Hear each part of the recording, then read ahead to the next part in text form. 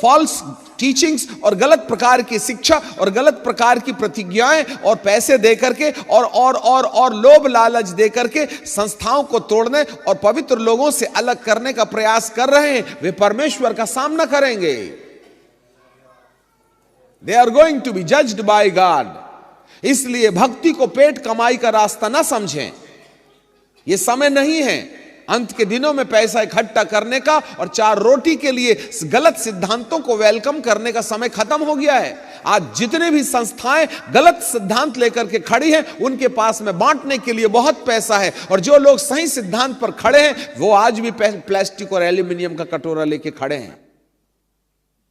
याद रखिएगा, जो आत्मिक लोग हैं उनके पास बहुत पैसा नहीं होगा बांटने के लिए, वे केवल हाथ और मुंह की लड़ाई लड़ेंगे। और जिनके पास में गलत सिद्धांत होंगे, उनके पास में अंधकार की शक्तियां इतनी ताकत और शक्ति दे देंगे कि वह लोगों को सत्य रास्ते से भटकाने के लिए ऐसे पानी की तरह पैसा बहाने के लिए तैयार हो जाएंगे।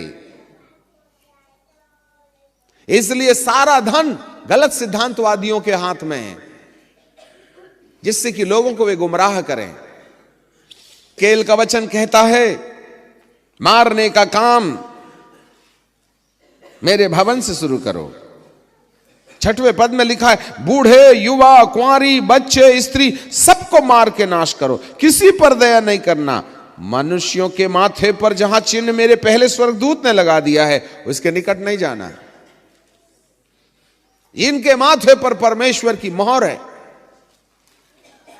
क्या आपका नाम मेमने की किताब में है?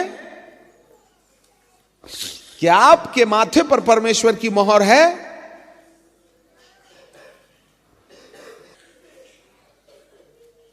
मेरे पवित्र स्थान से आरंभ करो। और उन्होंने पुर्रियों से आरंभ किए जो भवन के सामने थे। The first judgement will come upon the people of God. सबसे पहला न्याय पादरियों के ऊपर से आएगा, जो झूठी शिक्षा दे रहे हैं, जो लोगों को सत्य पथ से भटकाने का प्रयास कर रहे हैं, जो सुसमाचार में मिलावट कर रहे हैं, उनका समय खत्म हुआ। जो वचन के अनुसार खड़े रहेंगे, जो आत्मा के भय में चलेंगे, जो पवित्र आत्मा के संरक्षण में अपना जीवन चलाएंगे, केवल वे ही सरवाइव करेंगे। जो वचन पर खड़ी कलीसियाएं हैं वे बची रहेंगी। जो आत्मा के अनुसार चलने वाली कलीसियाएं हैं वे बची रहेंगी। झूठी कलीसियाओं पर गाज गिरेगी।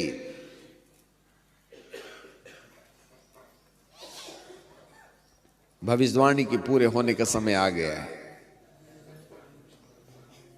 मेरे प्रियो, थोड़ा सोच के देखे ना, अपन भेड़ों की लिस्ट में है या बकरियों की?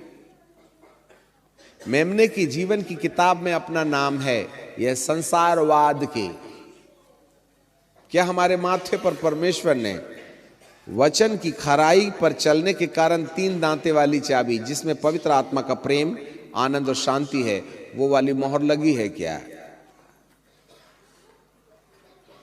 केवल आनंद, शांति और प्रेम जिसके माथे पर होगा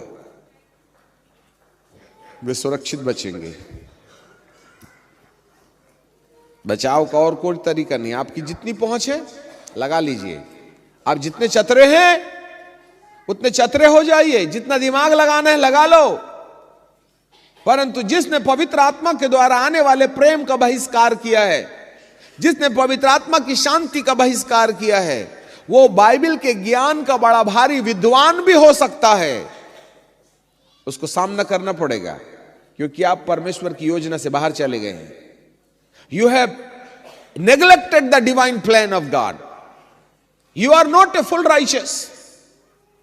पवित्र आत्मा ने आपके जीवन के अंदर में आनंद और शांति नहीं देने के द्वारा आपके माथे के ऊपर से मोहर चली गई। याद रखना, दूसरा स्वर्गदूत तलवार लेकर के आपके सामने में खड़ा हुआ है।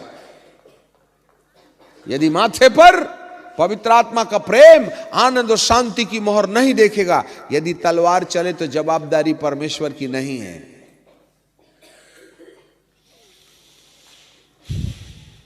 हालेलुया। प्रभु को एंटी क्राइस्ट का साम्राज्य लाने की कोई जोर जबरदस्ती नहीं है। क्या करें, मेरे लोग नहीं सुनते ना। मेरे कितने प्रचारक हैं, जिसको भी मैं जिसको मैंने अंगूर की बारी दी थी ना, उससे अंगूर लेने के लिए मैंने भेजा था। अंगूर की बारी के ठेकेदारों ने मालिक के भेजे गए नौकरों को मारा,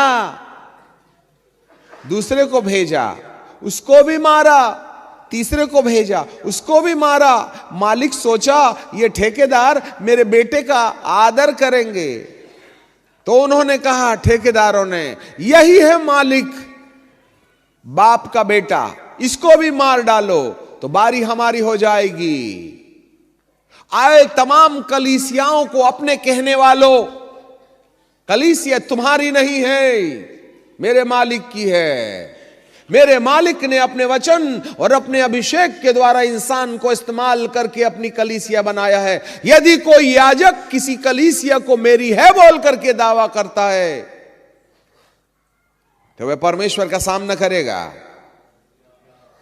कलीसिया परमेश्वर की है। हर इंसान को याजक लोग उस तरीके से बनाएं जिस तरीके से खुदा ने बनाने की मनसा अपने मन में रखी हुई है। उसके मन को समझो, परमेश्वर आपको कलीसिया को किस दिशा में ले जाने के लिए बोल रहा है। यदि थोड़ी सी गलती हो गई तो याजकों का इसका भुगतान करना पड़ेगा। हर एक प्रचारक ना बने, पहले परमेश्वर को समझ ले कि उसके दिल में क्या है, नहीं तो वे ज्यादा मार खाएंगे। अभी समझौता का समय खत्म हो गया। मेरे प्रियो, परमेश्वर के दिल की बात समझें, परमेश्वर के सामने कांपें, थरथराएं, डरें कि परमेश्वर तुम्हें सद्बुद्धि दे। आने वाली विपत्ति में प्रभु की बात नहीं सुनने वाले को वह छोड़ देगा।